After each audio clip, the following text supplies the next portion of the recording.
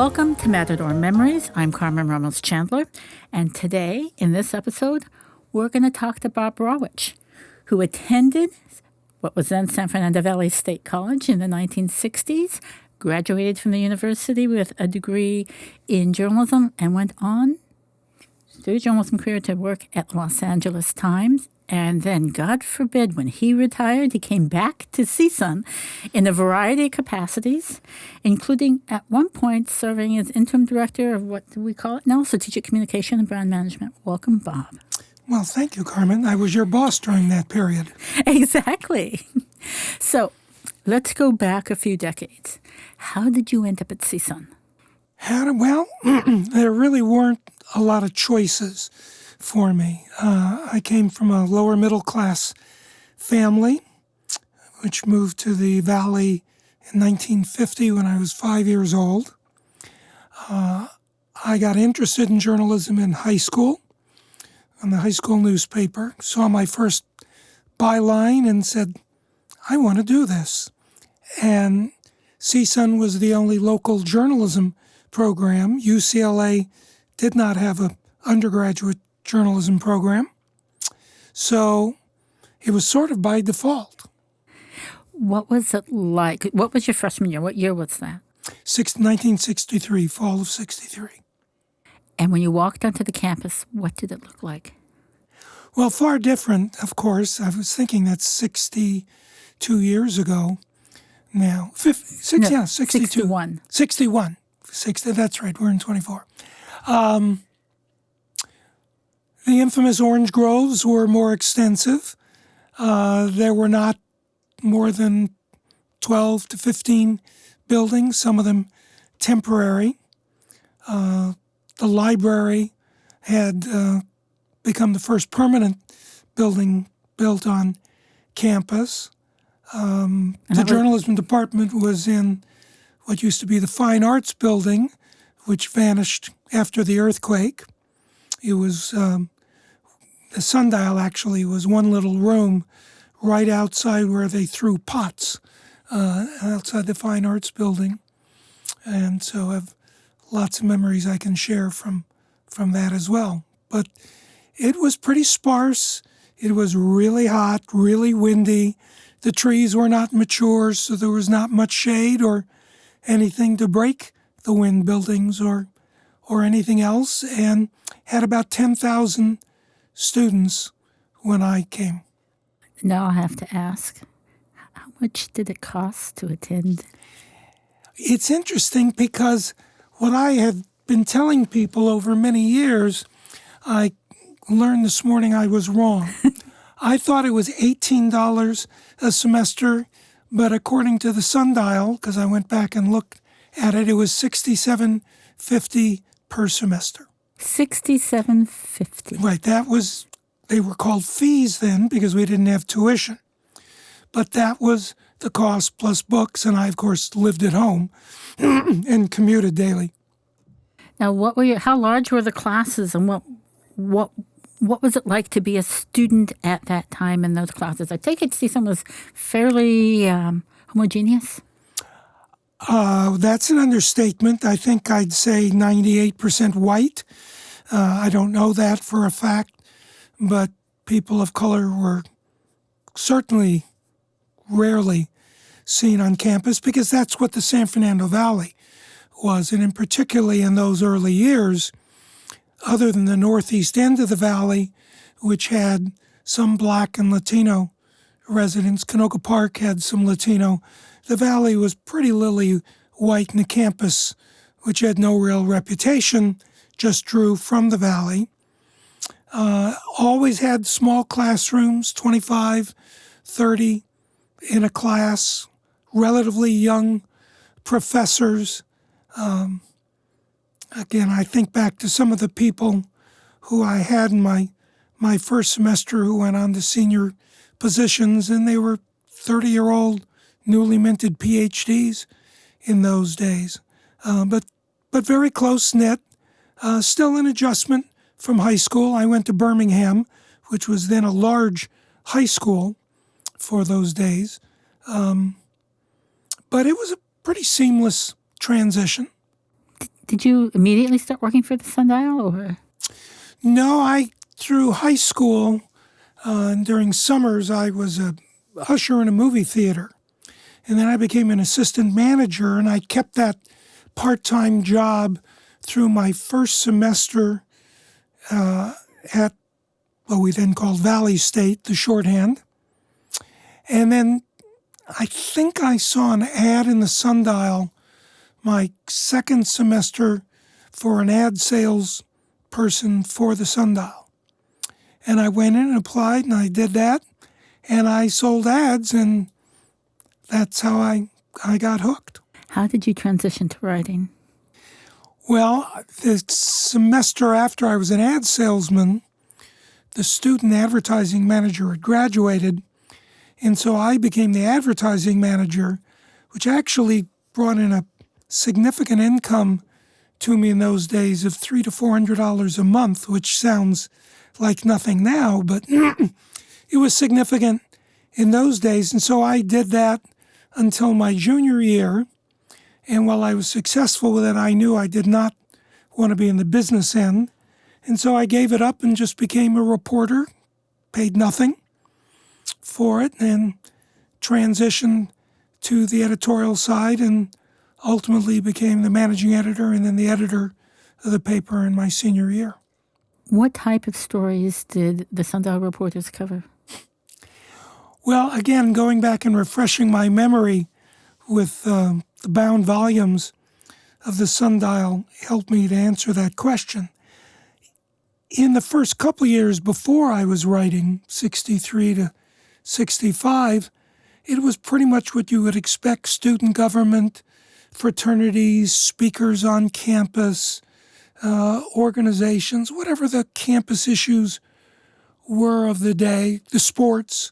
We had a very active football team in those years.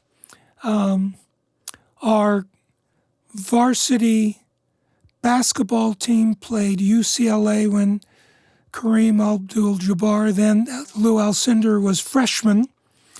And the freshman team beat the UCLA varsity team in those years and came and, of course, just annihilated CSUN. So we covered all the sports teams actively. But then, much like the country shifted, 66, 67, greater activism, civil rights, the anti-war movement. We had a very small chapter of the Students for Democratic Society who would hold sit-ins on campus and occasionally go and protest in front of the National Guard station that then existed off of Balboa Boulevard.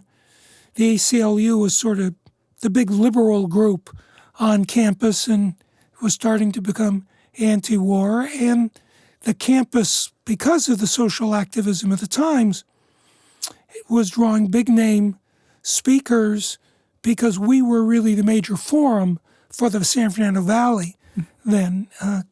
Again, when I went back and looked, Hubert Humphrey came out in 1966, and apparently we had 6,500 students who listened to him. Wow, Civil rights leaders were out here. The leader of the Communist Party, the local leader of the Nazi Party came. It was a very open environment. Ralph Prater, who was then the president, actually was an expert in Robert's Rules of Orders and the First Amendment. And so he believed sincerely that students should hear all points of view. And so there was never any doubt that those sorts of people could be invited. And they came and they appeared on campus. What one story or two stories stand out in your memory about your time as a reporter, editor? Well, one clearly does because it led to my career. I was taking a course in the evening called Editorial Writing and Advocacy. And it was being taught by an editor of the LA Times who was teaching it part-time. Ronald Reagan had been elected governor, And I wrote a 3-part series on whether he would in fact impose tuition on campus, all campuses, and what the impact of that would be. And one night I came into class, and the editor, whose name was John Foley, now deceased, said, "Bob, I read that story and series in the Sundial." He said, "It was really well done." And I was flattered, of course, and I said, "Gee, that's very kind of you, Mr. Foley. You know, I'm actually going in next week to apply for an internship with the city editor. Maybe you'll put in a good word for me." And he said, "Maybe I will." And to make the long story short, I went in for the interview. It started out kind of pessimistic. I brought in my clips, and as I was talking, the city editor, a man named Bill Thomas, who went on to become the editor for more than 20 years, said, "Well, maybe I can find something for you. Call me in a week." And as I was walking out the door, he said, "By the way, John Foley put in a good word for you, and he carries a lot of weight around here." And a week later, he called me and he said, "I found a spot for you." And that internship turned into a full-time job offer, which I delayed until I went to graduate school at Northwestern University. But that began a 29-year career at the LA Times. Any other stories stick out besides the one that leads to a job? I'm not sure anything does. You know, you write so many stories. When I was editor, I also wrote editorials, which was informative because so much of the Sundial experience is like any college radio station, TV, online now, or newspaper, really reflects the reality of the real world. And I don't remember the subject of the editorial, but I remember that afterwards I got letters of complaints accusing me of being a communist, a liberal, and a fascist for the same editorial. And that's when I said, I guess it really is in the eye of the beholder, and people read into things what they want to believe or what their preconceived notions are, and learn you can't have too thick a skin if you're going to be a reporter, as you well know from your reporting days.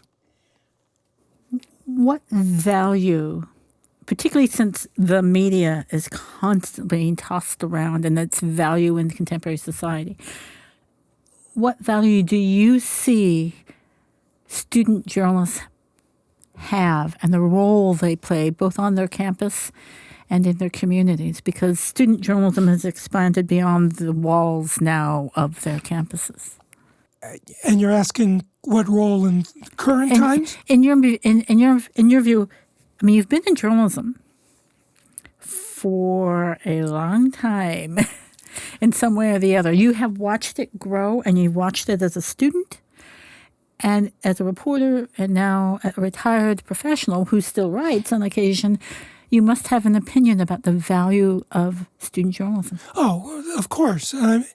Much like the media across the board, journalism generally is under great stress and threat. And I think that's very unfortunate because whether it's print, online, or any other form of media, fact-based reporting, setting aside advocacy, which is a dimension, but fact-based reporting is essential to a working democracy. And it's one of the reasons the current state of journalism troubles me so much, because there's not as much fact-based reporting. The number of reporting positions across the board has dramatically been decreased for economic reasons over the last 25 years, with no significant change in direction in sight. And I think we see that in the troubled state of democracy. So even though the journalism today is very different from what not only I learned, but I taught here part-time for close to 35 years, and what I attempted to teach students, the foundational elements of journalism, setting aside your personal biases, seeking the truth, getting not just both sides, all sides to a dimension, the checks and balances within a journalistic institution where editors are back-checking reporters and copy editors are back-checking those people so that in the most possible way, what's reported is as truthful, as factual as the people involved in the process can make it. That's still essential, even if there's less of it being done, fewer people doing it. I just think it's fundamental, as I say, to the existence of democracy. What advice would you give a young person who still wants to major in journalism, who wants to go into the news business? Well, I told students when I taught, and I think it's no different now, unless you have a passion for it, don't waste your time or anyone else. There aren't many jobs that you can say, you too can work for low pay, 7 days a week, early mornings, overnight, be berated by people who don't know you for what you know, right? Blame for the headlines that you don't write or the sections you have nothing to do with. But if you believe in the essence of what journalism is supposed to do, there is nothing more rewarding. I was very fortunate in my career at the Times. I spent 13 years as a reporter. I was nominated for a Pulitzer Prize twice. I won a number of journalism awards, and then I spent 16 years as an editor and had multiple accomplishments in that arena. I never had more fun than when I was a reporter. I never had a greater sense of satisfaction than doing stories that brought changes in laws or right wrongs or, just brought attention to issues that needed people to look at. So if that's the kind of life you like to have and you're willing to put up with all the other, as we say in Yiddish, mishigas, which is just silliness, there's nothing better. And the vow of poverty. Absolutely. As I said, you work for still low wages. Now, we ran into, my wife and I know you've interviewed my wife, Cynthia, who was a journalism professor and then ultimately vice provost here. We were invited to lunch 20 years ago to some wealthy friends' country club. And in parking our car with the valet noticed the CSUN license plate on it. He said, "Oh, I went to CSUN." And we said, "Are you still going there?" He said, "No, I graduated last year." And it took everything within us to say, "And you're working as a car valet as opposed to a journalist?" But he said, "I'm working here because I'm making more money here than I would as a beginning reporter." Yep. Yep. So it's better now, certainly, than it was, but it is still among the poorest paying professions, for the most part requiring a college degree. Yeah, I'm going to take you back now, 60 years, or almost 60 years. You were a student reporter, a student writer, a student editor at a period of time just as the tumult on university campuses was happening. With a perspective of 60 years, how do you look back on that time? Were you here for the storming of the administration building? Has that happened just after you graduated? No, that was, I think, 69. The student activism of 66, 67, my last year, the most aggressive thing was a sit-in that then just dispersed and left. There was no blocking of buildings or anything like that. But when I was a reporter coming back from graduate school, I spent the better part of 68 and 69 covering campus protests. I was at UC Santa Barbara when the Bank of America was burned down. I was at San Francisco State when President Hayakawa there ripped the microphone out from protesters there and People's Park in Berkeley. So I covered the student protest movement extensively for my first couple years of professional reporting, but nothing very exciting other than a sit-in when I was a student. I didn't cover, actually, the CSUN building takeover. Just other people, I guess, were assigned to it. That would have been interesting. You would have had so much insight, not just on the students, but how they accessed or didn't access areas. Yeah. Aside from the Sundial, what faculty or classes stick out in your mind? The absolute favorite class that I had that was not journalism was Social and Intellectual History of the United States. And I was not particularly a history buff. I think, don't hold me to it, but I think the professor's name was Schoenfeld. He was an incredible lecturer.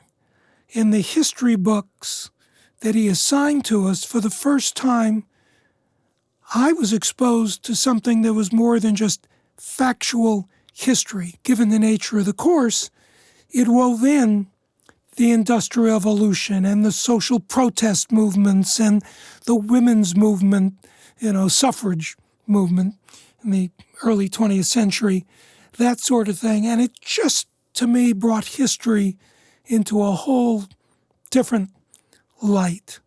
I had one other class that was as far away from that as possible. I became, sort of by accident, a minor in mental health. I had taken a number of psychology courses because I was just interested in it. And I took one course from a professor named Don Dorsey, who was on campus for more than 35 years. And it was called mental health, I think. And at the end of the course, he pulled me aside and he said, well, you're getting an A in this, but I'd like to invite you into a course I teach next year. It's pretty much by invitation only. It's called The Theory of Counseling. And most of the people in it are not undergraduate students. They're graduates, they're nurses, school counselors. Most of them are several years out of college. But I think you'd find it interesting and be an interesting mix. It's my last semester. I said, sure, why not? I liked him. It turned out to be pretty much a group therapy session. He'd turn the lights out, we'd have candles lit, and he'd play the Doors music. And one woman broke down crying, saying she had been molested as a child, and somebody else was talking about being on the verge of divorce. And I sort of sat back wide-eyed. I'd never been exposed to these sorts of things, let alone on that sort of a personal nature in a classroom setting. So that was probably the strangest class that I had. And then as an extension of that, Don was a counselor at Camarillo State Hospital, now better known as Cal State Channel Islands. And in those days, people were still being warehoused, autistic people were being placed in state mental institutions, which Ronald Reagan closed down and never replaced with the county-based facilities that were supposed to replace them. And as a requirement of the class, you did a 2-unit field study, where every Saturday you went up there and you were assigned a child to work with. And we were instructed you are not qualified as a counselor. You're just there for social interaction. And I had an 8-year-old autistic boy who was barely communicable.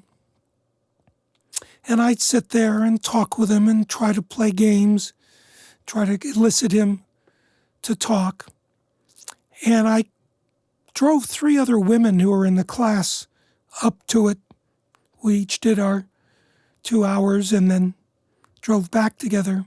And I'd walk out of the class in tears. It just was so emotionally draining. So that whole experience through Dr. Dorsey was an unusual one. But I bet it informed your ability to be a reporter. Oh, unquestionably. I mean, it made me, I think I was always pretty much an empathic person, but empathetic person. But the sense of social justice and people who were disadvantaged. I grew up in, as I say, a very lower middle class family. We had no money. Never worried about clothes or food, but never went on a vacation. As a kid, the family couldn't afford it. Most of my high school was white. There were only 3 black students in my high school, and they were singer Billy Eckstein's kids. For people in their 60s and older would remember Billy Eckstein. So I had not been exposed to a lot of minority or disadvantaged people. I grew up with Mike Milken and Michael Ovitz. We all played Little League together and were in high school together, and they went on to become, billionaires and all. But I think if you're a reporter and you are exposed to all aspects of society, it's pretty hard not to be empathetic for the people who are less fortunate in society. Can I ask how your experience at CSUN informed your progress through grad school and then your life as a reporter? Because CSUN is really different from Northwestern. Temperature alone, but the people, the community, the size of the institution, its history. When you were at CSUN, it was a new university. Well, you're right. The contrast couldn't be any greater. And I was a pretty naive kid. I was naive when I asked the city editor to hold a job for me for a year. And I walked in and said, what did I just do? He just offered me a job on the Metro staff of the Los Angeles Times that most people would give their left or right arm for. How do I know he'll keep it? Maybe it won't be available. Well, he did. But I also was so naive that I really hadn't been aware that Northwestern was an elite private university. I just knew it had an outstanding journalism school, and I applied there and to Columbia. I got accepted to both. I chose Northwestern for 2 reasons, interestingly. One, because I had family in Chicago. That's where my family came from when they moved out to L.A. in the early 40s. And they were starting a program on education reporting. And I'd covered the trustees when I was a student reporter for the Sundial and what was then known as the California Council for Coordinating Council for Higher Education. And I thought, well, I might want to be an education reporter. So I picked it, and you're right. I went back, and on the first day that I was back there, the campus newspaper broke a story. They'd gotten hold of a memo that revealed that the university had a 5% quota for Jewish students, and I am Jewish. So my first question was, how the hell did they let me in, coming from Valley State College? But the grounding that I got at CSUN was such that, and I'd done the internship at the Times, the professor who taught the education reporting class that I took kept asking me questions about the LA Times. And I'm sure the Times, well, I guess I got accepted even before I had the internship. Of course I did. But they wanted to give me a copy editing class as a part of the criteria. And I said, well, can I take a test to opt out of this? I took this in undergraduate school. No, can't do it. So I had to take the copy editing test again. I found the curricula not overly challenging, even though, it was one of the top schools in the country. But I can never demean it because, as you know,